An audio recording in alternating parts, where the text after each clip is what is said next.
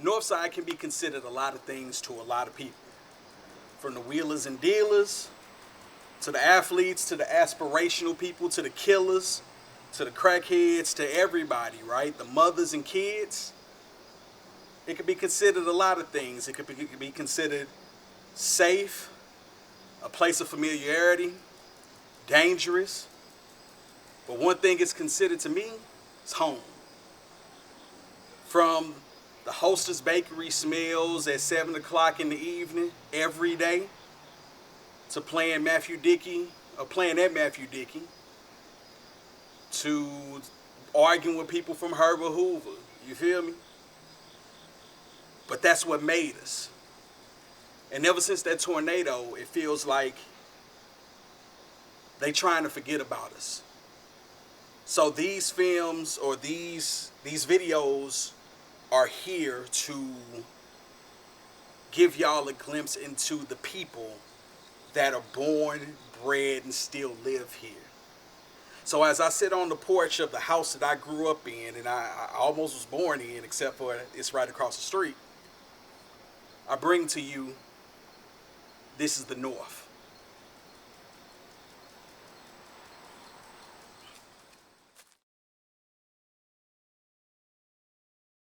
So I got a question for you. So about what time did you move over this way? Like, what was it my like? father and mother moved over here in '54. So you were saying, like, I remember you was telling me, like, it was a creek over there where my grandma's Yeah, house right was there where your grandmother's house. They had a little creek going across. Well, that was way back in the Yeah. 20s and the 30s. Mm-hmm. And development came in, and they filled it in. And if you notice those houses, how they sagging towards that direction, that's what it is. That creek found its way through there, and it still is up under that ground there. Yeah. As a matter of fact, they got a sewer right there. Yeah, I see. And across the street over there. And they're supposed to be all shooting that water that's going through there. Yeah. But it still done messed up these, from Gibson's old house, which is right there, all the way down to your mother's house. So, what was it? Okay, so I know I can tell my story about what it was like from the, the 80s on up, but what was it like just living here and then growing up here and then, even raising your kids here in this house? Well, it started out, when I came back here to St. Louis, when I came out back here after the service, me and my brother, he stayed over there on North Market. Then we moved down there on Marcus. And right now, they got a club down there called Legend. Yeah. We stayed upstairs over the Legend at that time. And then my daddy said, Dad, if you boys going to sit here and rent, I'll buy you a house and you can stay in it. So he bought a house right here on Margaretta, and we stayed around there on Margaretta, me and my brother.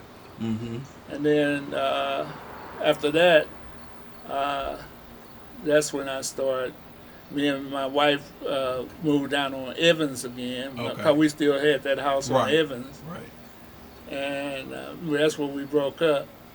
And then I straggler moved around here and there. I got you. And then, but when my wife left, she left the kids with me, so I got custody of the kids, and I took care of the kids. And then my wife's mother kept asking me, let me keep them for a while. So I let them go up there in Pittsburgh and stay with her for a while. I got you. Then they'll come back here and stay with me for a while. Then they go back to Pittsburgh and stay with her for a while. And then I moved to California.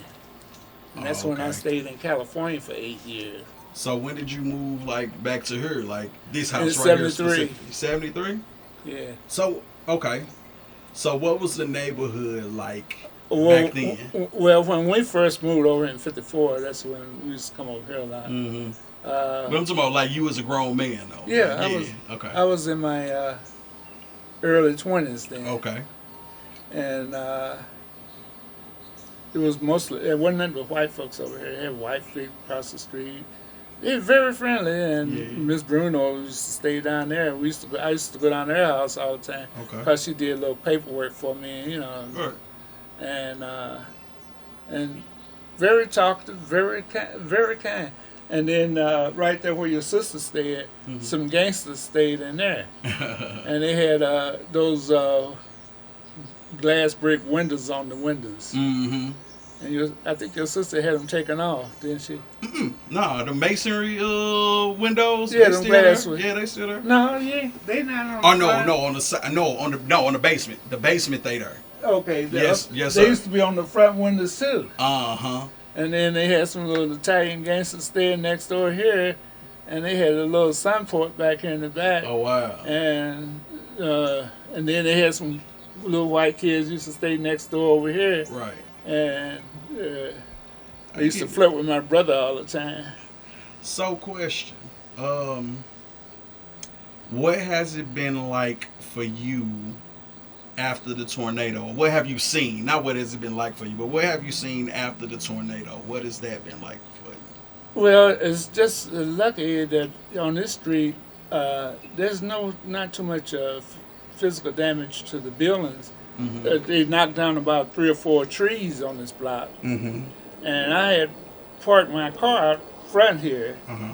And I was in there in the kitchen doing some paperwork, and my son said, "Dad, it's a tornado out here." And I said, "What?" And I got up and I went to the door, and I said, "Dad, my car's sitting there. I better move it." Yeah. And I went to come out the door. My son grabbed me in the back of the building, pulled me back in the house. He said, "Dad, it's a tornado. It's blowing down everything." And I said, "Oh, okay." We shut the door, and we just sit in the house, and it finally subsided. Mm-hmm. Yeah. So what? All right. So, what can you say about the community of the North Side? Because you've been here longer than anybody that I know. Yeah. So what can you say about the community of the North Side? I mean, good, bad, indifferent, it don't matter. On this street, I watched the kids grow up, and I had 2 that grew up here and born here. Mm-hmm. You was the daddy of the block. And Miss Hubbardton used to stay across the street there. Mm-hmm. Mr. Wilson used to stay over there, Mm-hmm. and Esther stayed right here. And that's I think she was his daughter. Uh-huh. And up there where that house on the other side of the lot, where it used to be a house there where that lot is. Mm-hmm. I had a friend that stayed there. And then the next one over was a dude named Kenny. He stayed there. Mm-hmm. That's where Benj used to go up there, and that dude be showing him how to do karate and stuff. Mm-hmm. And then next to where my mama is right there, yeah, that was that's Philip where- them house. Miss yeah. Amos and all of them was yeah, there. little kid that stayed Yeah. up there named Petey. Oh, okay. And then the next one up, it was. I guess to really end off with things, do you think that you think it's possible to rebuild? Like, because I know you drove around and you can see. Yeah, I don't see anything. Do you think it's possible to rebuild, or do you what you thinking? St. Louis is going to take 30, 40 years, but it's going to be rebuilt, but it's going to be different from what it was. Yeah.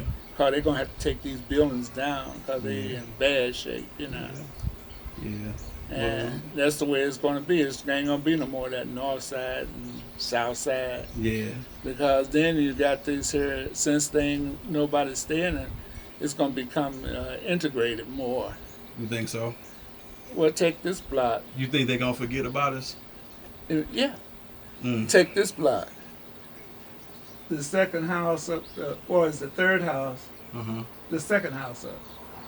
Some white folks done bought that one. Word. And I got you. You seen them up there. Yeah.